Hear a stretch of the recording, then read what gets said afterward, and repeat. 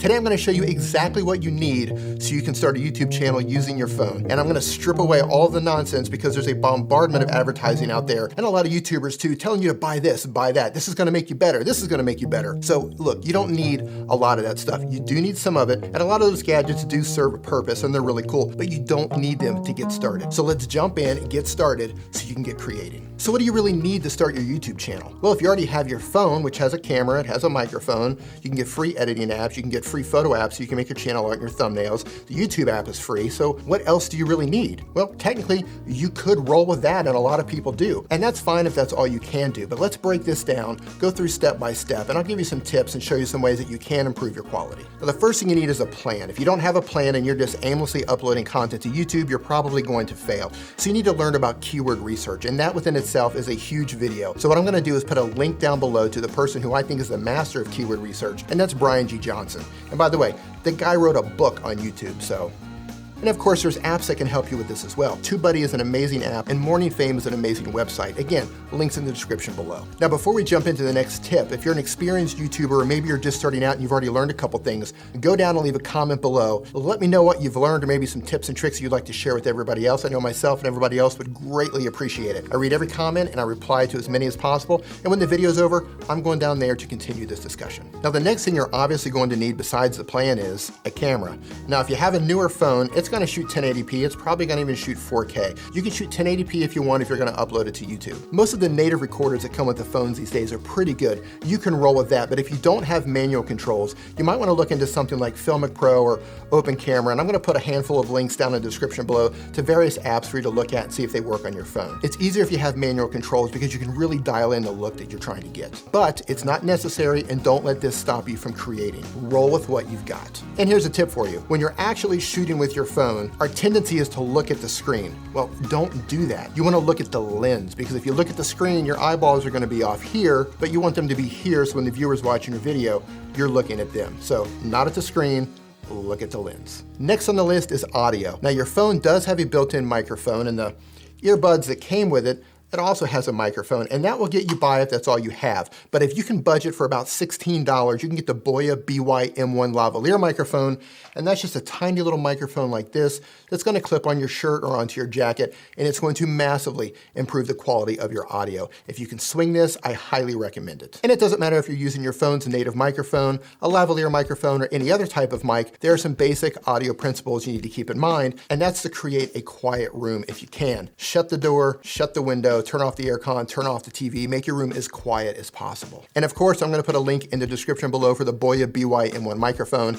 Currently, it's about $16, and in my opinion, it's a steal. If you can budget that, jump all over it. So now that we've covered a little bit about the camera and the audio, let's talk about editing, because this is where the magic happens. You're gonna shoot the clips, you're gonna put it into the timeline, you're gonna chop it up, and you're gonna make it move along to tell your story or to share whatever it is you're trying to express. Now, editing can really make your video shine, or it can work against you. So I suggest going onto YouTube and watch some tutorials on how to edit. But if you want to just come out guns a-blazing, here are some things to keep in mind. Get rid of your uhs, get rid of your ums, get rid of the awkward silence, because those are the things that are going to kill your video. You want to cut it and make it move along. People have short attention spans, especially on YouTube, so you want to chop your video up to make it move along. And here's a shooting and editing tip for you. When you're recording an actual video, record in chunks. Say something, cut. Say something, cut, because when you pull it into the timeline, you're gonna have all these little clips to edit instead of one long clip where you're gonna have to scrub through all of it and try to find the stuff that you don't want. So recording in chunks makes editing a lot faster. And when you are filming,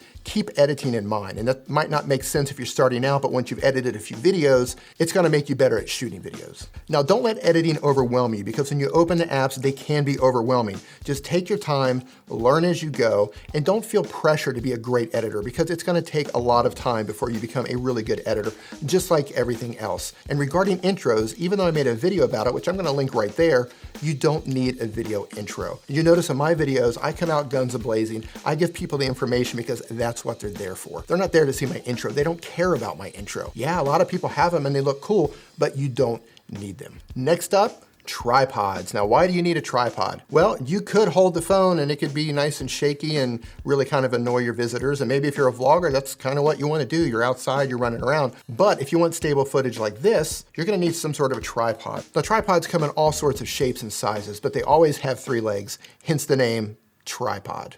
You can get a gorilla type tripod like this where you can wrap the legs around things to hold your phone, or you can just set it up straight. Or you can have something hard that doesn't bend, that just spreads out like this and it has a device on top for you to slide your phone in there. Or you can get a medium-sized extendable tripod. And that's what I'm using on the other side of the room holding this camera. But whichever tripod you end up using, make sure it has an adapter like this so you can slide your phone right into it and it will screw right into the top of the tripod.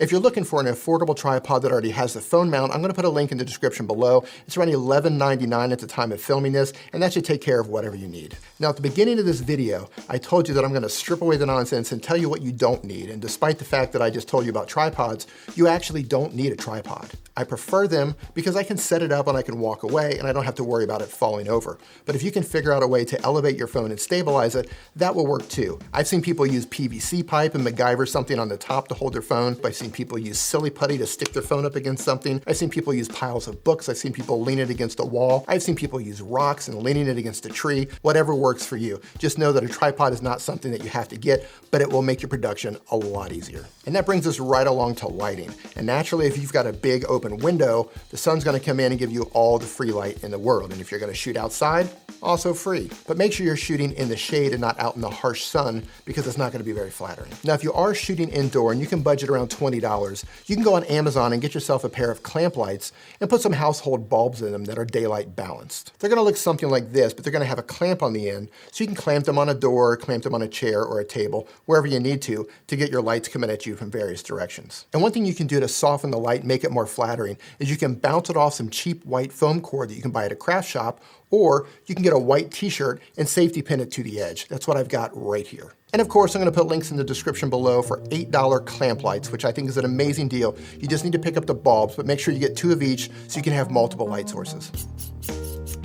And that moves us right along to the set. Now, as you see here, this is my set. It's a black wall with the Edison bulbs hanging. Of course, you don't need this. Shoot in whatever set you want, but clean it up and let it represent you. For example, if you have a cooking channel, you'll probably want to shoot in the kitchen. If you have a fitness channel, it's probably not a good idea to shoot with a bunch of tech gear behind you. If you're sharing financial information, you'll want to shoot in a more professional setting because how people see you, how they make a connection with you and what's going on around you and how you present yourself, that makes all the difference in the world if they're going to believe you or listen to you or follow you or subscribe to you. To show you an example of what I mean, I could shoot with a background that looks like this, but it just doesn't have the same effect as having a clean background that I currently shoot in front of. Now let's talk about the apps that you're going to need because you are going to need some apps. You're going to need the YouTube app, the YouTube Studio app, something to edit with, something to make thumbnails with, something to make channel art with. You're going to need keyword research app. And instead of going into a long video because I've already held enough of your time, thank you for watching this far, I appreciate it. But I'm going to put links below and I'm going to categorize them so you know what app will do what. So go down and check those out. And that moves us right along to what I believe is the most important thing that you need for YouTube, and that's patience and a lot of it because YouTube is a marathon, it is not a sprint. I know you see some channels explode and you might get lucky with a viral video, and if you do, that's awesome. I'm so happy for you, but you're probably gonna be in the trenches with the rest of us, slugging it out video after video and putting in the work. So don't expect miracles, it is gonna take you a while, so have patience. And those are the things that you truly need to get started on YouTube. As much as those shiny things look awesome and you want to buy them and they might be stopping you from starting, don't let it. Those things do have their place, but you don't need them to get started, I promise you. Thank you so much for watching, I do appreciate it. If this is your first time here, hit that subscribe button followed by the notification bell so you don't miss anything and you can continue to master your mobile, and I will see you in the next video.